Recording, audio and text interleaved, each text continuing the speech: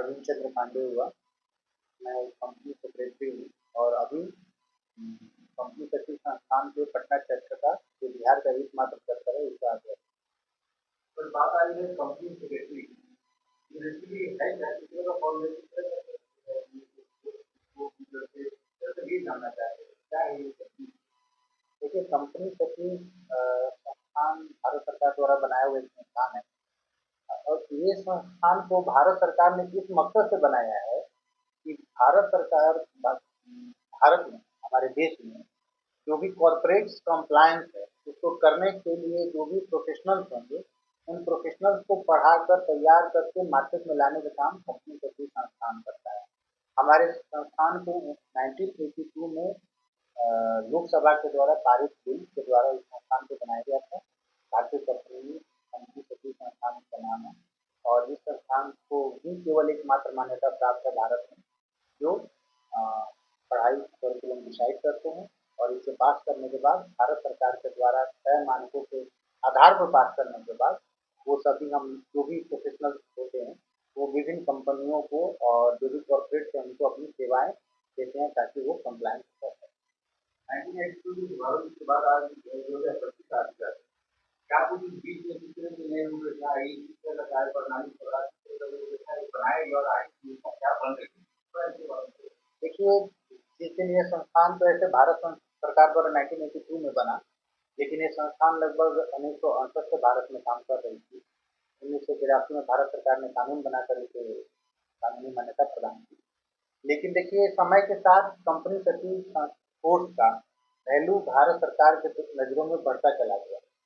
आज के दिन में कंपनी कानून 1956 जो पहले था उसमें कंपनी सेक्रेटरी की भूमिका निर्धारित, लेकिन उतना विशिष्ट तरीके से निर्धारित नहीं।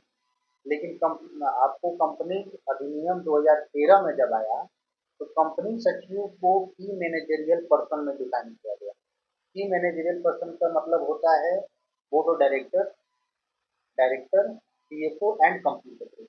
मतलब कंपनी सचिव को कंपनी अधिनियम के तहत भारत के किसी भी कंपनी के 5 सबसे महत्वपूर्ण व्यक्तियों में निर्धारित किया गया और यह रोल एंड रिस्पॉन्सिबिलिटी भारत सरकार ने कंपनी सचिवों की अवेयरनेस और उनके कार्यों को देखते हुए 2013 में किया और ये भी है प्रावधान किया है कि किसी कंपनी का पेड अप कैपिटल 10 करोड़ से अधिक होगा उसमें निश्चित रूप से कंपनी सचिव को रखना होगा।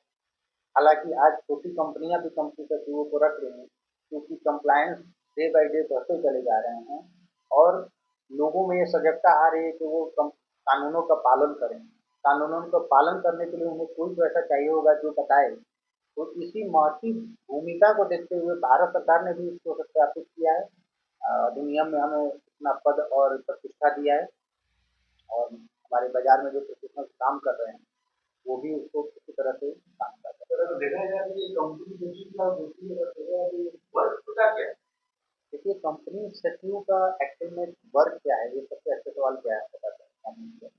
हमारा काम होता है कंपनी और शेयर होल्डर के बीच में और कंपनी और भारत सरकार के बीच में ये डीलिंग का काम करता है।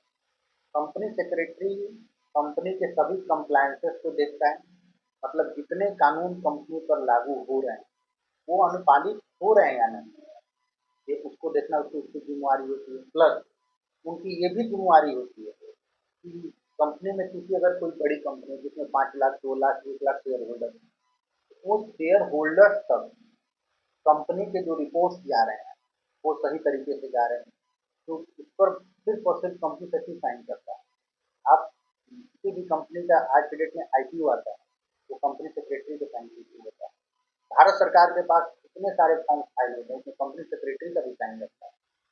तो भारत सरकार मतलब एक तरह से ये इंटर इंटर बीच वाला काम करता है कि आपके सभी कंप्लायंसेस को कराना और इसको कराते हुए भारत सरकार और आपके जो मेंबर्स हैं उनको बताना ये कंप्लायंस होगा।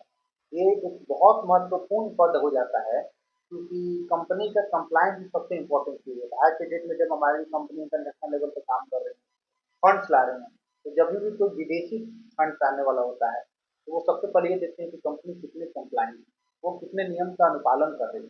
क्योंकि हमारे देश का एक इमेज विदेशों में बना दिया गया था यहाँ की कंपनियां कंप्लायंस नहीं है, तो रूल एंड रेगुलेशन को फॉलो नहीं करती। क्या वाकई में अगर कंपनी सचिव अगर ना रहे तो वाकई में क्षति है? बिल्कुल सही है। और ये देखिए, अगर कंपनी सचिव ना रहे तो इतना जो हमारा स्पेसिफिक कोर्स बना हुआ है, उसमें डिटेल हर सब्जेक्ट को पढ़ना होता है। हमें बताया जाता है कि एक-एक कंप्लायंस कैसे करना है, हर वो फॉर्म होता है, उस फॉर्म में क्या-क्या डॉक्यूमेंट्स लगाना है और वो भारत सरकार तक जाए।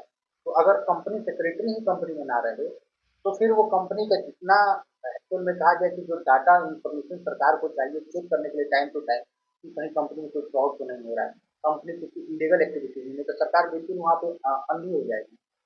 हमारे जो भी प्रशासक वर्ग हैं उन्हें पता ही नहीं चलेगा कि एक्चुअल में हो क्या रहा है। और दूसरे किसी से ये काम हो नहीं सकता है क्योंकि उन्होंने इसकी विशेष पढ़ाई की नहीं है, उन्हें पता नहीं है कि इसमें क्या डॉक्यूमेंट्स लगाना है, उन्हें कब किस समय ये लगाना है, कब सरकार के पास भेजना है। तो ये देखिए एक तरह से भारत सरकार के लिए, सरकार के लिए भी, क्योंकि हम मिनिस्ट्री ऑफ कॉर्पोरेट अफेयर्स के अंग माने जाते हैं, तो हम एक्सटेंडेड हैंड्स हैं, भारत सरकार के लिए एक्सटेंडेड हैंड्स है। भारत सरकार को टाइम टू टाइम सरकार को ये सूचना देना भी हमारी सबसे बड़ी जिम्मेवारी है, और सूचना देने के लिए क्या क्या देना है इसके लिए भी हमें ही बताकर पढ़ा कर तैयार किया जाता है।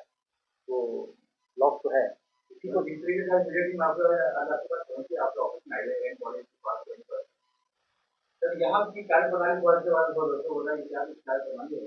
देखिए होता क्या है ना कि अगर आप एक कंपनी सेक्रेटरी का जब आप कोर्स करते हैं, कंपनी सेक्रेटरी का इंडिया से, तो आप जब पास करते हैं तो आपको मेंबरशिप मिलता है, एक वो मेंबरशिप ये लाइफ टाइम आपका।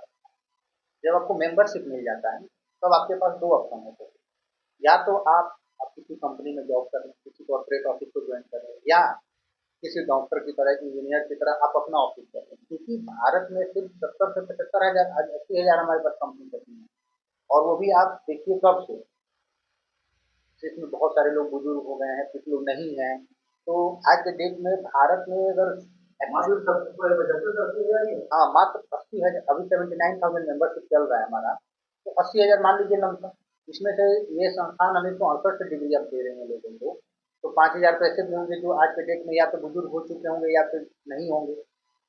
तो इसकी बहुत, इतने कम से आंकड़ा सब क्योंकि देखिए ये बहुत ही डिफिकल्ट पढ़ाई है, ये इसमें आपका जो रोल है वो इतना इम्पोर्टेंट होता है कि अगर सबको पास करा दिया गया, और सबको पास करा दिया गया, तो फिर आप उस रिस्पॉन्सिबिलिटी को हैंडल नहीं कर पाएंगे।